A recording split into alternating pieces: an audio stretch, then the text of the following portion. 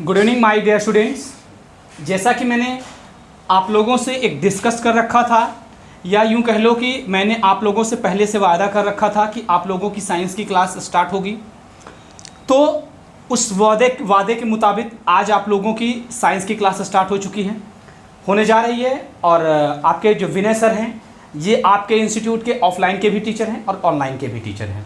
जैसा कि आप लोग जानते हैं, मैं पहले ही बता चुका हूँ कि आपके ऑफलाइन साइंस का जो पोर्शन होता है वो विनय सर पढ़ाते हैं, ठीक है। तो आज से आप लोगों की साइंस की क्लास स्टार्ट हो चुकी है। आप लोगों को एवरीडे अब साइंस और इंग्लिश की, और जल्द से जल्द मैं प्रयास यह करूंगा कि मैथ की भी कंटिन्यू हो जाए। तो तीनों वीडियो आपको एवरीडे आइंस्टीन क्लासेस के यूट्यूब चैनल पर मिलेंगे। तो माय डियर स्टूडेंट्स, कहीं ना जाएं, आइंस्टीन क्लासेस के यूट्यूब चैनल पर बने रहें। ज़्यादा से ज़्यादा वीडियो को लाइक, शेयर और चैनल को सब्सक्राइब करते रहें। अब विनय सर आपकी क्लास कंटिन्यू करेंगे और हम विनय सर से रिक्वेस्ट करेंगे कि वो आपकी क्लास कंटिन्यू करें। Thank you so much sir for introduction. Hello students, Vinay Mishra this side. Welcome back to your channel Einstein classes.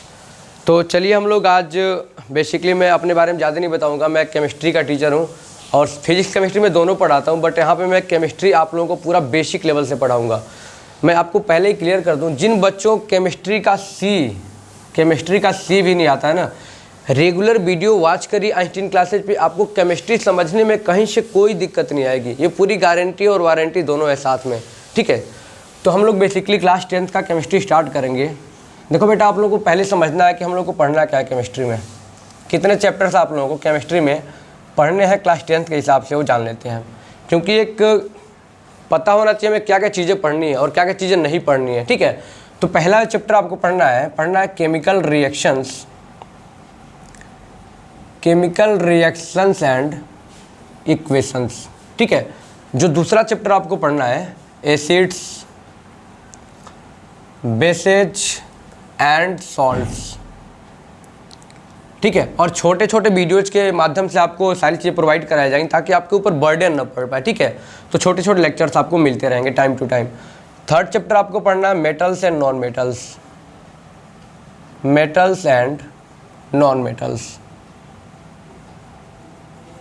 And fourth chapter आपको पढ़ना है that is carbon and its compounds. कह लो कि 10th का सबसे इंपॉर्टेंट चैप्टर कौन सा बेटा? Carbon and its compounds. बहुत ही ज़बरदस्त चैप्टर है। बच्चों को मतलब 90% बच्चों को समझ में ही नहीं आता चैप्टर कहना क्या चाहता है, बट बहुत बेसिक तरीके से पढ़ाऊंगा। इतना बेसिक से पढ़ाऊंगा कि आप कहीं से कभी भी दिक्कत नहीं झेल पाओगे, ठीक है। पांचवा चैप्टर पढ़ना है periodic classification of elements. Periodic classification of elements. 5 chapters हम लोग 10th में पढ़ने हैं। अब मैं 10th के लिए ही डिस्कस कर रहा हूँ सारी चीज़ें। तो आज हम स्टार्ट करेंगे केमिकल रिएक्शंस एंड इक्वेशंस, ठीक है। तो छोटे छोटे पार्ट में वीडियो प्रोवाइड कराऊंगा, कहीं से कोई दिक्कत नहीं आएगी। चलिए हम लोग इंट्रोडक्शन देख लेते हैं पहले चैप्टर का, that is chemical reactions and equation. हाँ, कोरोना महामारी की वजह से सिलेबस में कुछ डिडक्शन भी हुए हैं, उसको मैं बताते चलूँगा साथ में। केमिकल रिएक्शन इक्वेशन में कुछ नहीं डिडक्शन है, पूरा पढ़ना है, इसको भी पढ़ना है। मेटल्स एंड नॉन मेटल्स में थोड़ा सा जो आगे वाला पार्ट है एक्सट्रैक्शन ऑफ मेटल्स वाला, यानी कि मेटलर्जी वाला पार्ट को कट किया गया है, लेकिन मैं पूरा पढ़ाऊंगा क्योंकि आधे घंटे आप टाइम दे दो कि आपको पूरा समझ में आ जाएगा। क्योंकि आप आगे चल के कंपटीशन का एग्जाम दोगे बेटा, तो ऐसा नहीं बोला है तो आप कोरोना वाले क्षेत्र से आ रहे हैं, यानी कोरोना वाले काल से आ रहे हैं। कंपटीशन में तो पूछा जाएगा, तो आधे घंटे का वक्त निकाल करके जरूर पढ़िएगा। कार्बन एंड कंपाउंड में जो सबसे जो मेन होता है ना, जो पिलर होता है चैप्टर का, उसी को हटा दिया गया है। आईयूपीएसी नोमेनक्लेचर पूरा हटा दिया गया है, बट मैं पढ़ाऊंगा क्योंकि आगे चल के पूरा 11th-12th में आपको ऑर्गेनिक केमिस्ट्री अलग से एक वो पढ़ना पड़ता है, बुक पढ़ना पड़ता है, तो उसमें बहुत हेल्पफुल होगा, ठीक है। तो मैं पूरा पढ़ाऊंगा, कहीं से डिडक्शन नहीं करूंगा, तो आप लोग पूरा वीडियो देखिएगा। चलो आज पहला वीडियो है, मैं थोड़ा सा आपको केमिस्ट्री का स्लीप पढ़ा लेता हूँ, यानी कि केमिकल रिएक्शंस एंड इक्वेशन का थोड़ा सा मैं आपको वो दे लेता हूँ, रिव्यू दे लेता हूँ, केमिकल रिएक्शंस एंड इक्वेशंस का रिव्यू, ठीक है। तो चलिए स्टार्ट करते हैं। तो देखो बेटा, टर्म आ रहा है केमिकल रिएक्शंस। तो केमिकल रिएक्शंस होते क्या हैं ये समझते हैं हम लोग। What is chemical reaction? आपको पूरे नोट्स के साथ पढ़ाऊंगा, यानी कि आप ऑफलाइन क्लासेज तो अफोर्ड नहीं कर पाते हैं, अफोर्ड कर पाते हैं तो भी नहीं कर पाएंगे, मजबूरी है कि नहीं। तो पूरा नोट्स आपको यहाँ से मिलेगा। तो सबसे पहले हम लोग समझते हैं केमिकल रिएक्शंस क्या होते हैं, एक एक टॉपिक को समझेंगे। क्या बताया मैंने? Chemical reactions. आपको मैं बहुत सारी डेफिनेशन बताऊंगा, जितने कहोगे उतने बता दूंगा अपने हिसाब से। पूरा पीरियड जो भी लेगा उसको आप नोट्स बना सकते हैं।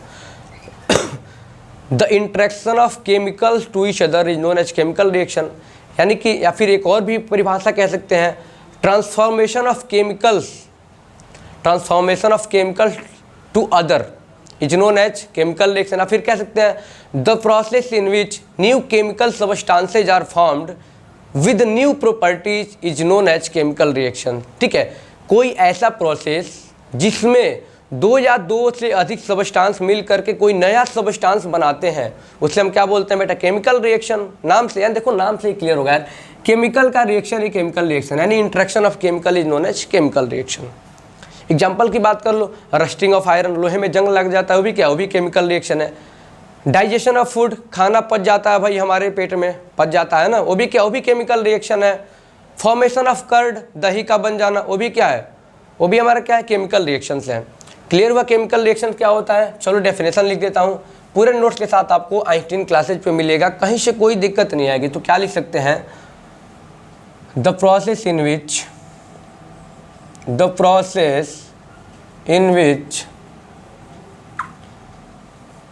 new substances are formed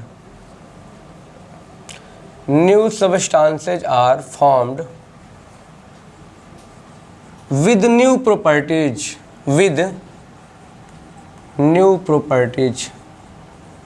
is called chemical reactions। आ रहा है समझ में?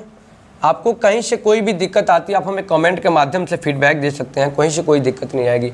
एग्जाम्पल की बात करूँ तो छाप लो, नोट्स बनाते रहो साथ में। एक बार वीडियो देखो, नोट्स बना लो, बार बार पढ़ते रहो। एक बार देखो, बार बार पढ़ो, एक बार देखो, बार बार पढ़ो। क्या हो सकता है? फॉर्मेशन ऑफ कर्ड,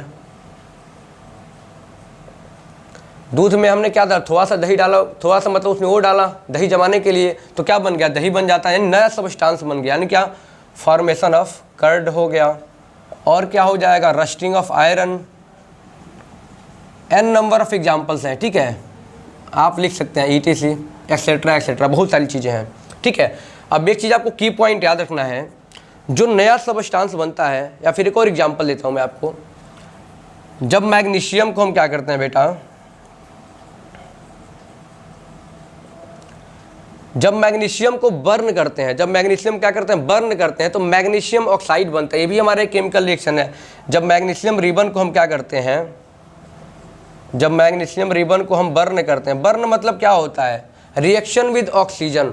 बर्न का मतलब ही जहां आ गया, आपको क्या बोलना है? डायरेक्ट रिएक्शन करा दो O2 से, ऑक्सीजन से। तो मैग्नीशियम का जब रिएक्शन कराते हैं ऑक्सीजन से, तो क्या बन जाता है? मैग्नीशियम ऑक्साइड बन जाता है।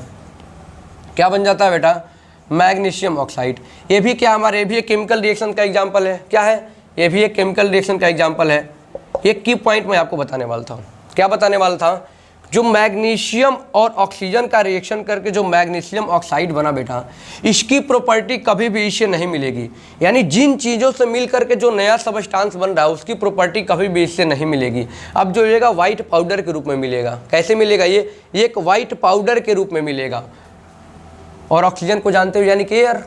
ठीक है, यानी कि ये हमें वाइट पाउडर के रूप में मिलेगा, यानी कि इसकी प्रॉपर्टी कभी भी इससे मैच नहीं करेगी। ये कभी भी आप लोग ध्यान रखना। अब देखो एक चीज़ समझने वाली क्या बात है बेटा, ये लेफ्ट वाले पार्ट को हम रिएक्टेंट बोलते हैं। क्या बोलते हैं? रिएक्टेंट बोलते हैं। That is called reactant. और जो नया सबस्टांस बना RHS वाला पार्ट, उसे हम बोलते हैं प्रोडक्ट। ये हमारा LHS वाला पार्ट है, ये हमारा RHS वाला पार्ट है। क्लियर हुआ? लेफ्ट हैंड साइड वाले पार्ट को रिएक्टेंट बोलते हैं, राइट हैंड साइड यानी कि जो नया सबस्टांस बना उसे हम प्रोडक्ट बोलते हैं। इसका डेफिनेशन लिख सकते हैं आप लोग, मैं बता देता हूँ। The substance which takes part in chemical reaction is known as reactant. जिन भी चीज़ों से मिलकर नया सबस्टांस बन रहा है, जिन भी चीज़ों से मिल करके जो नया वाला सबस्टांस बन रहा है ना, इन्हीं को हम क्या बोलते हैं? रिएक्टेंट बोलते हैं। और जो नया सबस्टांस बन गया बेटा, उसे हम प्रोडक्ट बोल देंगे।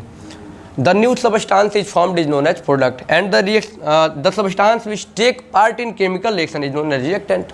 आराम से कह सकते हैं। अच्छा, मैग्नीशियम को रिएक्शन कराया मैंने ऑक्सीजन से, मिला हमें मैग्नीशियम ऑक्साइड। ये रिएक्टेंट हुआ, ये प्रोडक्ट हुआ। इसकी प्रॉपर्टी कभी भी इससे नहीं मिलेगी, इसकी प्रॉपर्टी कभी भी इससे नहीं मिलेगी, की पॉइंट है। ये चीज़ आपको समझ में आई। ये थोड़ा सा सॉरी इंट्रोडक्शन रहा हमारे केमिकल रिएक्शन एंड इक्वेशन का, यानी कि मैंने आपको केमिकल रिएक्शन केवल बताया, ठीक है। अब जो अगले पार्ट में हम लोग पढ़ेंगे characteristics of chemical reactions. Characteristics means क्या, उसको देख करके पहचान जाए। कुछ चीज़ें ऐसी होंगी, कुछ कैरेक्टर्स ऐसे होंगे केमिकल रिएक्शंस के, जिनको देख करके हम पहचान जाएंगे कि हाँ भाई रिएक्शन हुआ है। यानी अगले पार्ट में डिस्कस करेंगे बेटा हम लोग कैरेक्टरिस्टिक्स ऑफ केमिकल रिएक्शंस। बस आज के लिए इतना ही, मिलते हैं अगले दिन अगले वीडियो के साथ। Thank you so much, Einstein classes.